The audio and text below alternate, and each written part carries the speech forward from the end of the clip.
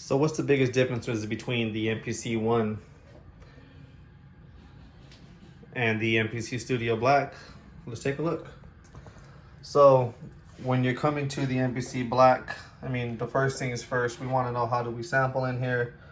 Like all the newer, MPCs with the updates, you double click on, your sample edit, and this is your menu that you see when you're ready to record a sample. When you're coming over here to the MPC 1, you're gonna come over here to sampler, you're gonna do the same thing, the double click or just regular click, and this is the menu you're gonna be looking at. So here you go. The MPC 1 menu and the MPC Renaissance and Studio menu. You still have slice, like you have slice here, but you also have pad tap and pad hold. Over here you have peak and effects, and then your record button. So that's going to be the difference of screens when it comes to recording a sample. All right, what else do we have here? Pads. Well, basically, let's go ahead and just talk about that first and foremost. Pads on the MPC Studio, I think they're very nice. I think they feel great. I think they're the same quality that's pretty much made inside of the MPC ones, the newer MPCs. I think they did a great job. I love the fact that they're actually full size.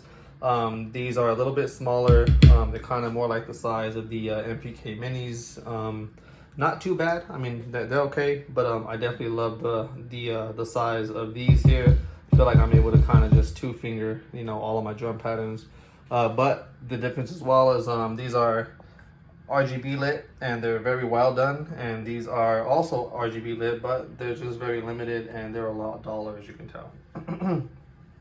All right, when it comes to other things too, let's go ahead and take a look here. Your main sequencer screen. So as you can see here, you can pretty much control your sequence, your loop on and on, your trans in and out. You can kind of see that information. Now you have, all the information here. You kind of get a lot of more screens. If you look at the MPC, Studio or Renaissance, you're getting that first two little block of information, the sequencer and the track information. You're kind of getting that here as well, the sequencer and the track information, but they also added your drum program, which is here as well. It's just a little bit more thicker and they kind of gave it its own block. But if you really kind of look at the MPCs, they're very similar, and that's the reason why people are able to jump to the newer MPCs so seamlessly.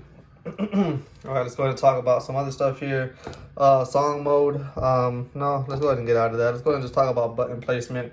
As you can tell here, the MPC Studio and the Renaissance still kept the original arrows. I really do love that. I said that in one of my previous videos.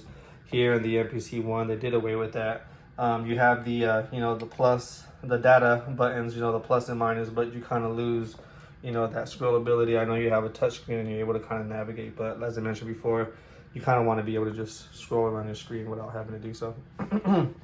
So no repeat and erase is going to be in the same location. No repeat and erase, but they did move things around. Like, so your full level, your 16 level, and your copy, that's going to be, here in the Studio, and it's going to be here in the 1. So as you can tell, they did give some buttons on the 1, which is amazing. That's what makes it so popular. But it's totally a different layout than the MPC 2000 XL, which this thing was kind of replicating at the time. All right, let's go ahead and talk about some more things here. The wheel, I'm going to be honest, I'm going to say the MPC Studio Black wins when it comes to the wheel. Something about it, it just reminds me a lot more of the MPC 3000 wheel.